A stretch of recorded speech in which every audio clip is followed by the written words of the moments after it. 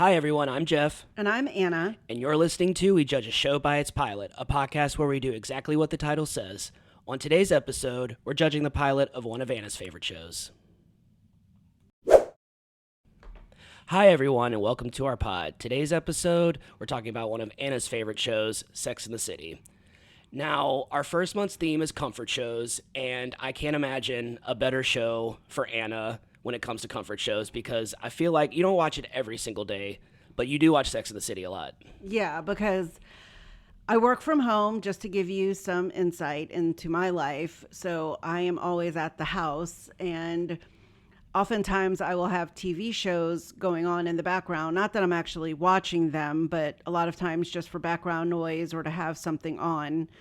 And Sex and the City is definitely one of those shows. So let's talk a little bit about the details of Sex and the City. All right, let's get into it. All right, so the name of the pilot episode is called Sex and the City. It premiered on HBO on June 6, 1998. It lasted for 6 seasons, spawned 2 movies, and it's not a reboot. It's like a continuation of the story of the series. And just like that. The series was created by Darren Star, who created some of Anna's other favorite shows, such as 90210, Heard of It, and Melrose Place. He also created one of my favorite shows in high school, which I didn't know about until I started doing research, and that's Gross Point. It was like a one-season wonder kind of show. The series was based on Candace Bushnell's column of the same name that was featured in the New York Observer from 1994 to 1996. The series centers around main protagonist and narrator Carrie Bradshaw, played by Sarah Jessica Parker, who works as a columnist for the fictitious New York Star, which I did not know was fictitious. Because there's the Star, so I thought they were the same thing. Each episode is structured around her train of thought while writing her weekly column, which usually parallels the storyline of the episode. Well, yeah. Carrie gets plenty of inspiration from her 3 best friends. We got the conservative, hopeless romantic Charlotte York, played by Kristen Davis, who works as an art dealer, which once again, I did not know until I started watching the show with you. I did not know she was an art dealer. Yeah, she works at a gallery. And you got the ambitious and cynical Miranda Hobbs, played by Cynthia Nixon, who works as an attorney. And then who can forget the brash, the confident, the one and only Samantha Jones, played by Kim Cattrall, who works as a PR professional, which I don't know what that means. Yeah, she does public relations, parties, advertising, event planning, kind of stuff like that, I feel. When you hear stuff like I'm a PR person, I'm just like, what does that mean? Yeah. So that's the basic premise of the series. Now, like the actual premise for the pilot is Carrie and her 3 best friends, navigate the complex world of single life in New York City. Charlotte is struggling to follow her rules of dating while meeting a man who wants more than sex. Carrie tries to set up nice guy Skipper with her friend Miranda, who insists she does not need a man. Oh, yeah. Carrie takes Samantha's advice and attempts to have sex, I'm putting this in quotations, like a man, aka have sex without emotions, their words, not mine, and ends up meeting the mysterious Mr. Big, played by Chris Noth. All right, Anna, so what was going on in your life when you first watched the show? Paint me a picture. All right. So in 1998, I was in between my second and third year of law school when this show premiered. So I was kind of at my point. I had been a high school teacher, but now I was in professional graduate school thinking about what was going to come next for me as particularly a single woman, starting a legal career. So I was at that point in my life, I think I was probably around 28 years old at that time. So that was kind of for me a little bit of the intrigue of the show. Why do you think it's remained one of your favorite shows that you watch? I mean, that you still watch? I think it is because of sort of the close friendships that they have. I think you will agree that I kind of have my own pods of best friends. I have my very old school elementary, junior high close friends. I have my high school NOLA girl best friends. I have my Baton Rouge best friends. I have my college best friends. And for me, seeing that show was very much like my life in that way. I mean, here, even in Baton Rouge, I've got Heather, Alicia, and Summer, and then me. And, you could kind of look at it that way. Yeah, so, you could probably have an argument that you could. We talk about it all the time. Make each one of them between the Sex and the City girls and the Golden Girls. We always joke like which one we each are. But I feel like for me, it's always just been kind of one of my favorite shows because one, I was really single for a long time until we got married, and I got married at age 47. So I kind of found it funny, particularly at the time when it came out. I was in my early 30s at the time this show was running. So I could very much relate to them being single and struggling to find someone. And, be it whether or not you wanted to be Samantha and not find someone, she just loved having sex and, going through her, living her life. And then, you had your hopeless romantic Charlotte, you had your cynical Miranda, and then you had your serial dater, but always with that one guy that semi-tortured her whole like dating life, Carrie. I think any woman can relate to all of them in some way. And that's why I think it was one of my favorite shows. So I something about Sex and the City that I've always noticed is it's one of the first shows that I can remember where people were like, "Oh, I'm so this character. I'm such a Miranda. I'm such a Samantha. I'm such a Carrie." Oh, definitely. And we've discussed not on this pod. We've discussed like kind of on the show how we've discussed in life. I mean, that the characters on Sex and the City, the women on Sex and the City are three-dimensional. There's more to them than just like one. I gave like two descriptive words to describe them, but there's so much more to them than that. I'm sure you've related to each character at different points in your life, but was there a character that you like immediately clicked with? I feel like at the time when I watched the pilot, I was immediately drawn to Miranda, obviously for initial superficial reasons because she was a lawyer. Yeah. But I have always considered myself very cynical when it came to dating. I mean, I just have had a lot of trust issues with guys from high school to college. And so I just was very much a Miranda in that sense. But deep down, I also feel like I'm a little bit of a Charlotte. Like I'm a hopeless romantic. I always felt he was out there. You were. I think we all got a little Samantha in us. And then, I mean, if you've dated, you've dated. You could also be a Carrie. And I think each of them, I related to also in other ways. But on that initial pilot, I feel like definitely I looked at Miranda and was like, oh, that's me. Oh, that's me. I can see that. Yeah. I can see that, especially in the pilot. Yeah. So when the show came out, as you said, you were single. You were in your 20s. You were living in a big city. You were living in New Orleans. It's your hometown, but it's still, you were living in a big city. Did you find this to be an accurate portrayal of dating life, like particularly in the 90s? Because the 90s was such a crazy time. Yes, because obviously the technology was very different. That's what I mean by it being crazy. Yes, yeah. We watched the pilot. It was really funny because I was just thinking like, you maybe met someone out at a bar or you were set up by a friend. Obviously now you and I met through a dating app. There are so many different technologies in the way we meet people today. But I felt like it was accurate in the sense of there's always that struggle of finding someone to date and just the sort of development of that, first couple of dates and setting expectations of what you want, not coming on too strong, but also not being too aloof. And, maybe one person is more into the other person. I mean, we had all of that in that first episode, like with Skipper, really liked Miranda, but Skippy,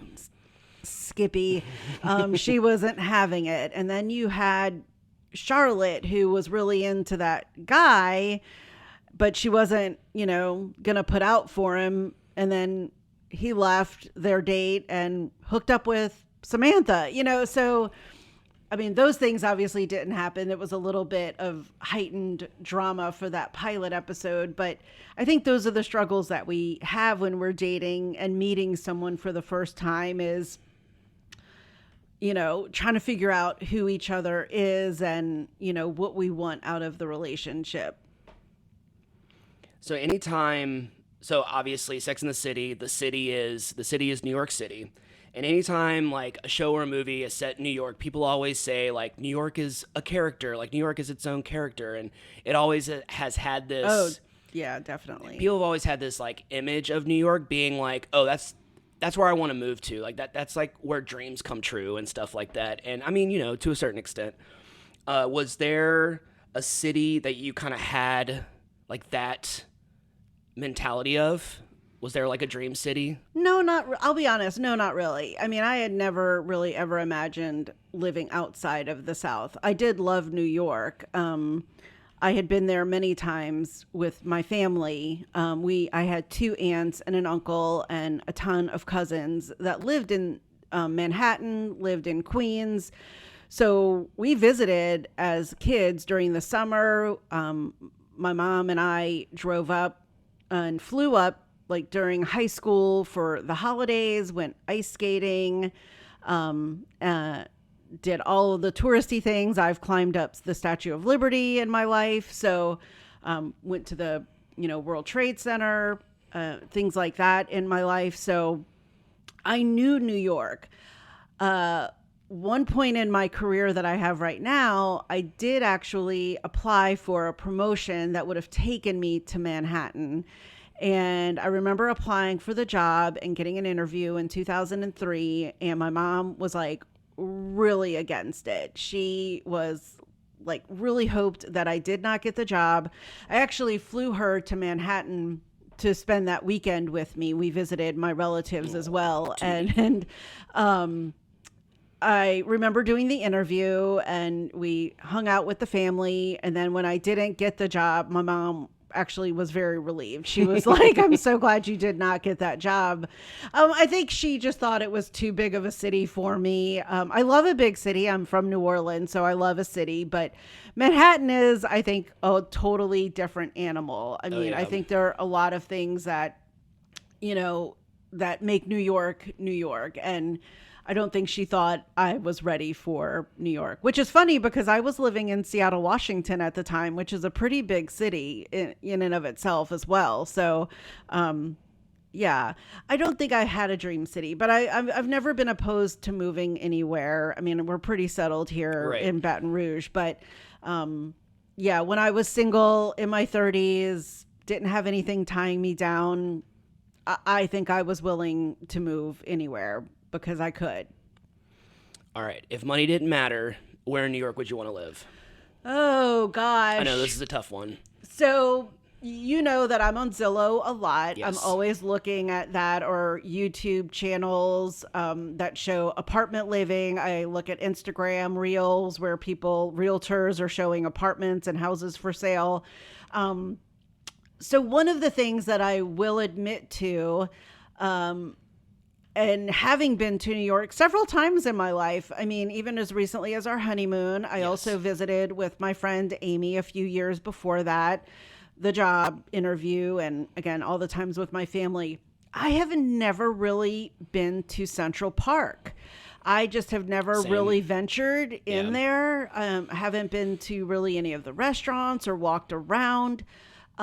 So I've always kind of felt this like place that I've wanted to live near Central Park, not because it's ritzy, but kind of because of the history. I mean, we've watched The Gilded Age and, movies like Rosemary's Baby, where they live, around Central Park, the Dakota, all of those, buildings near and around Central Park. So I always feel like in some sort of like townhouse or building near or around Central Park, but also because of the history. I mean, those buildings are just beautiful. The porte cocheres where, you think back in time, this is where the horse and the wagon brought them in. And I just would love to see the architecture.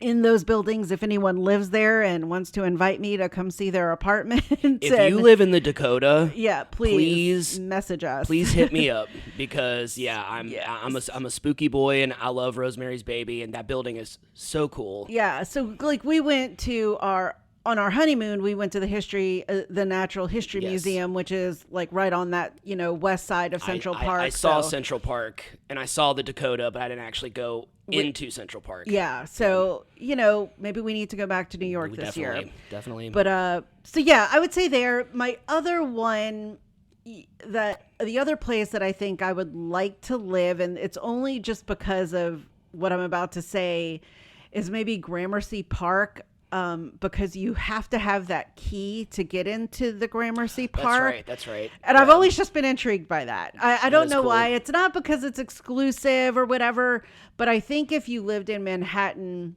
besides Central Park, you don't have a lot of your own green space. Right.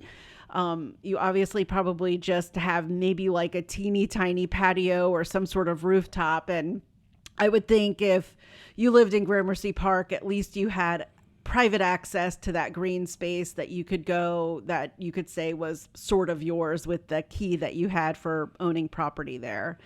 But I would say close to Central Park, Gramercy Park, one of those places. Yeah, I would definitely be Central Park, somewhere around there, or like the Midtown, like Hell's Theater, Kitchen, where like Broadway is and stuff. Also, just because that area, I feel like when we wanted to go eat somewhere, I feel like everything was always in Midtown. I know that there's a lot of other stuff everywhere around New York City, but I think maybe just because I was in the area that we were in. We walked so much. We walked a lot, yeah.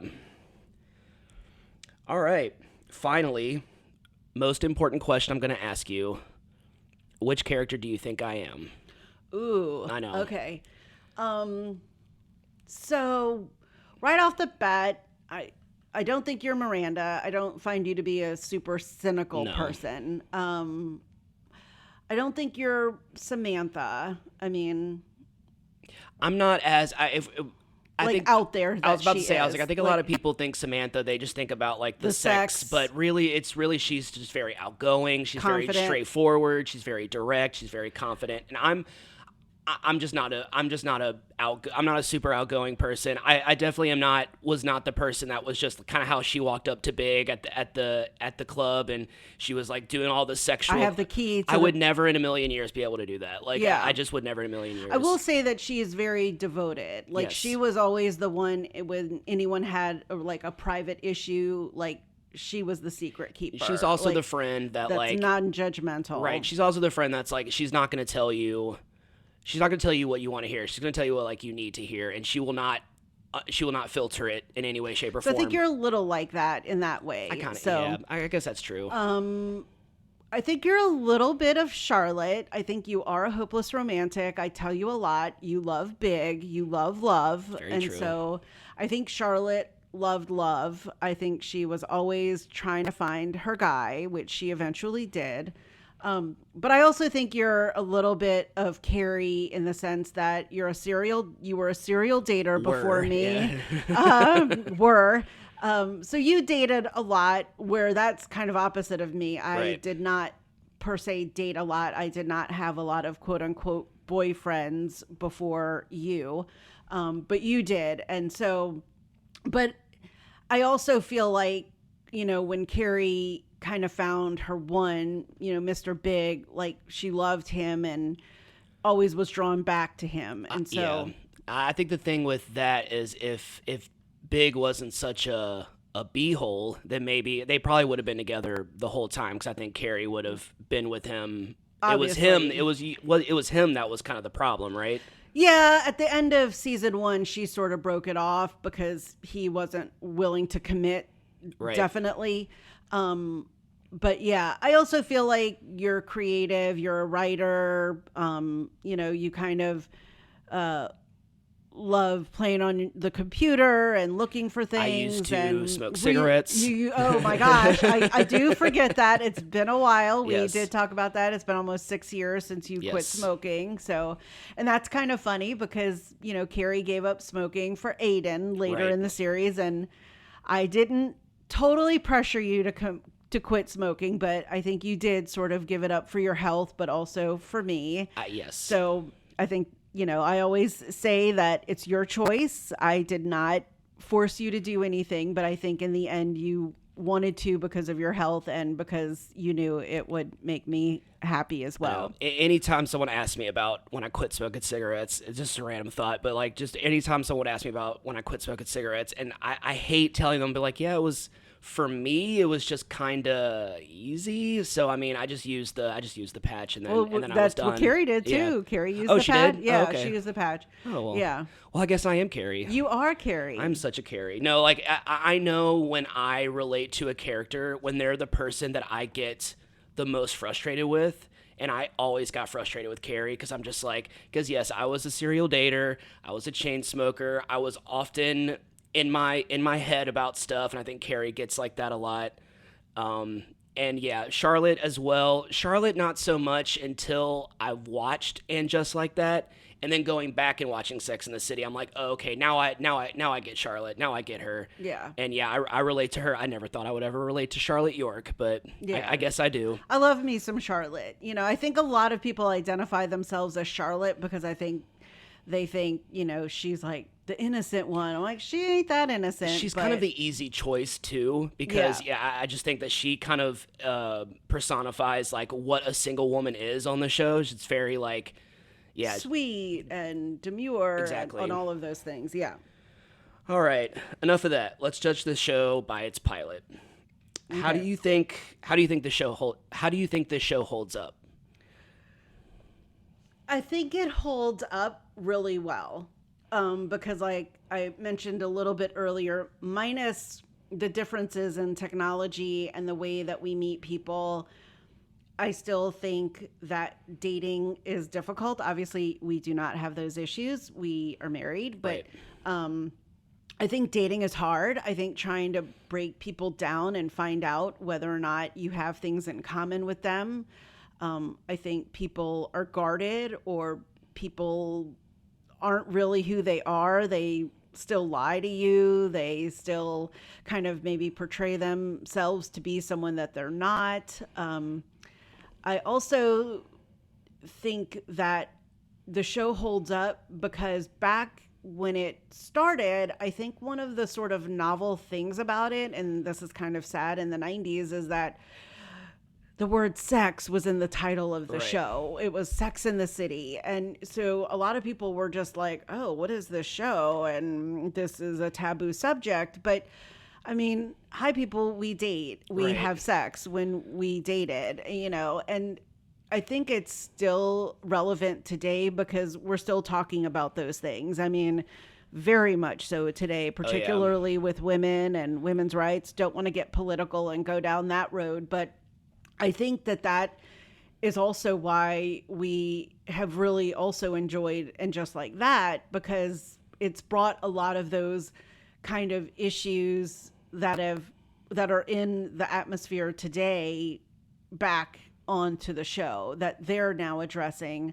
And so I feel like it's relevant. I think girl groups, friend groups can watch it and see characters that they identify with and the struggles that we as women have, not just sexually, but also in relationships, even once you're married. I mean, it is always sunshine and roses with us, boo. But, always. We all have things that come up in our life that's, not perfect. And it's nice to see that in a show. Yeah, I think it's kind of cool going back and watching it now because, I mean, I was thinking about this the other night, and there really weren't. I mean, you can go and find millions of shows that are about like murder, that are about like stalkers, but Sex and the City was kind of the first of its kind. Yeah, I can't really think. I really have been racking my brain trying to think of a show, a female-driven show that focused on sex. Because I think before that, anytime there was like a female-driven show, it was always about the workplace. Oh, definitely. Whether they were a lawyer, a doctor. And dating was kind of the side. Kind of like it was usually the relationship wasn't the big part of it. Right. Definitely. I mean, I've been thinking of that too. I mean, we went through a couple like Ally McBeal or Mary Tyler Moore show. I mean, I know I'm going old school, but before that, so that's where I'm going. Golden Girls. Golden Girls is really the only show about women where they talked about sex. I mean, we just talked about it earlier in the episode. And it was in a episode, very joking manner, right. though. Yeah. It was not like depicted in a realistic way. It was always meant to be funny. Yeah. Do you think, would you still want to watch it? Would you still want to watch the show if it aired today? Like if you had never seen it before, the pilot airs, I mean, obviously it would be updated, but the pilot airs, and if it came out today, would you still watch it? I think so, yes. One, just because I identify with the whole girl group thing. I lived in a big city, like obviously when I was in my 30s and early 40s. I mean, because we have that gamut of age between, Miranda, Carrie, and Charlotte, and Samantha was in her 40s. So I mean, they were struggling, so I remember those days. So I definitely think I would watch it, and not just because it is still one of my comfort shows, but we watched it recently, and we were breaking it down and kind of laughing about things, but going, oh yeah, I remember that. Oh yeah, we went through that. And so I think it holds up today. And I think that is why it's been so successful with the movies, with the reboot or whatever it's called, and just like that. And that it has had this success and how it's touched so many people over, almost over 25 years. So I know that obviously I know that you watch Sex and the City all the time. So this might be a trickier question to ask you, but I just kind of want to ask you, do you feel differently watching it now versus when you watched it when it originally aired, other than like it being like a new episode and it having like that kind of effect on you? Sort of, yes.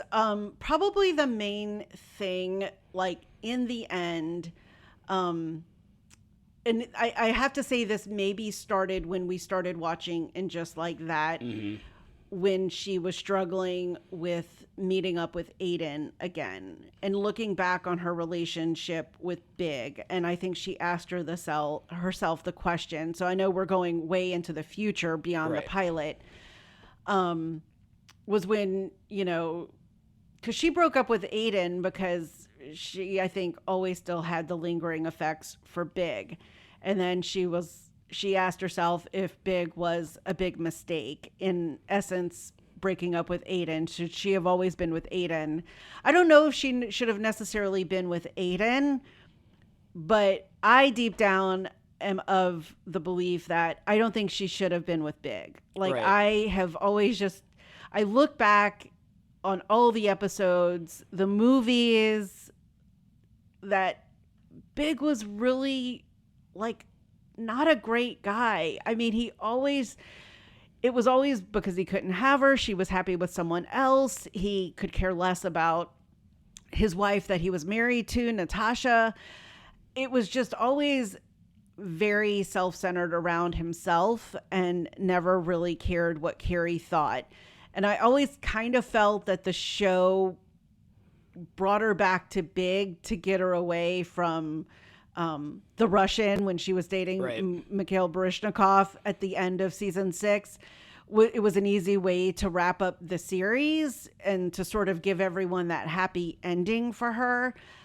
I don't know if it was the right happy ending. Right. I just felt like she had given him that speech before she left for Paris and was just like, I'm sick of it. No more. But, in a few weeks he flies to Paris and she's like, okay, yes, like, let's be together. Like, I just felt that was very contrived, and all the haters can hate on me, but kind of looking back, I just feel like I hated that she let Big get to her so many times over and over again and kind of beat her down and question who she was, and he let her.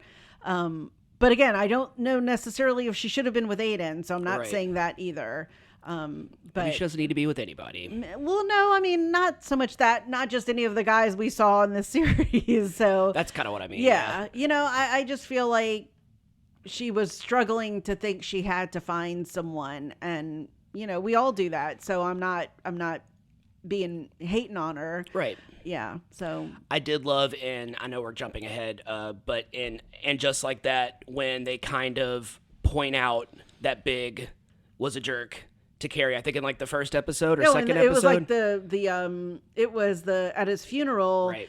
When Susan Sharon comes to the That's funeral, who it was, yeah. and she had been in one of the episodes during early in the series, and she's like, did everyone forget about like what a jerk he was to her? Or she might have said that. it. I thought that was yes, so funny. That I was just like, yes, like all these people that just had this like, yes, Big had money and he wore suits and he, you know, whatever. I just was like, that doesn't necessarily make a good relationship. Yeah. You have to be really at a bare minimum nice to someone, and I just never felt he was nice to her, you know, and that always got me.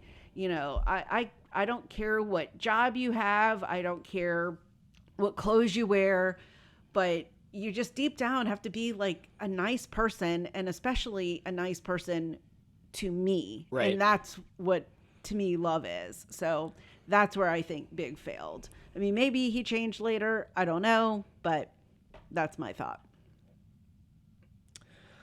Okay, well, I think our final judgment of the Sex and the City pilot is we would watch it. Yes. We would watch it today regardless. Yeah. I Still definitely holds up. think if I had never seen it before, also for just a couple of other reasons, just to throw this in, because we talk about the characters and the actors and actresses, is, I mean, we knew Sarah Jessica Parker. I knew her from Square Pegs, from the movie Girls Just Want to Have Fun. You know, that's one of my favorite. That's one of my favorite 80s movies. Yeah. Cynthia Nixon was in Little Darlings. I mean, I loved me some Kim Cattrall from Porky's and Mannequin. I mean, she was in other things, obviously.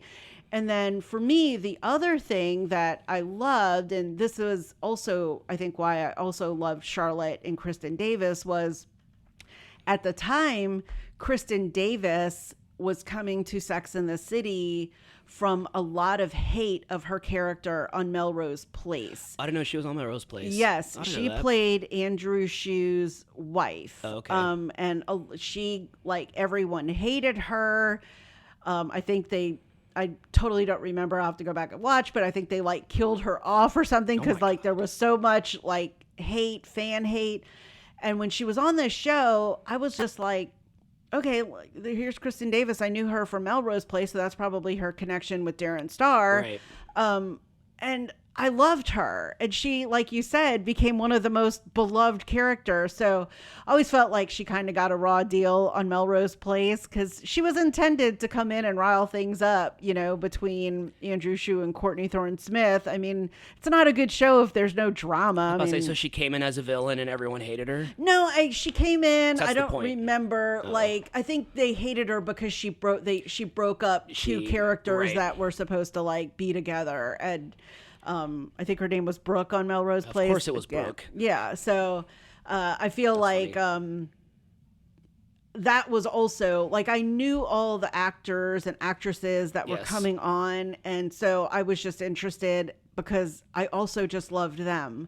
So that for me was a buy-in as well. Like I thought, oh, well, I know these people, so it's got to be a pretty good show. And it was. So, and I think their chemistry all worked really well. Oh, I mean, it was from the very, very first episode. They have, those four women just had this undeniable chemistry that, I mean, I know Kim Cattrall isn't on And Just Like That, but they still have that chemistry. And it's just really cool just to, I mean, 1998 to now, I mean, they've been making stuff together since 1998 and they're still, it's, you know, they still have this great chemistry. And I think that's really cool. Yeah, I definitely think so. All right, I think we are nearing the end of our episode. This was a good one. All right, thanks. All right, you can find episodes of Sex and the City on Netflix, and it has been re-added to Max, so you can watch it there too. Don't forget to follow us on whichever podcast platform you're listening to this on. And you can follow us on Instagram at WeJudgePilotPod. Leave a comment. Tell us if you like Sex and the City, who's your favorite character, recommend a show for us, or just say hi. And if you want to be super silly, you can just leave an emoji that reminds you of Sex and the City. I recommend the eggplant. Which one do you recommend? Maybe the apple, or if you're talking Carrie, you've got to leave a shoe. The red heel, her Manolos, or Jimmy Choo's, something like that. All right, and just like that, we're at the end of the episode. Cue the quirky outro music, and we'll see you on our next episode. Bye everyone.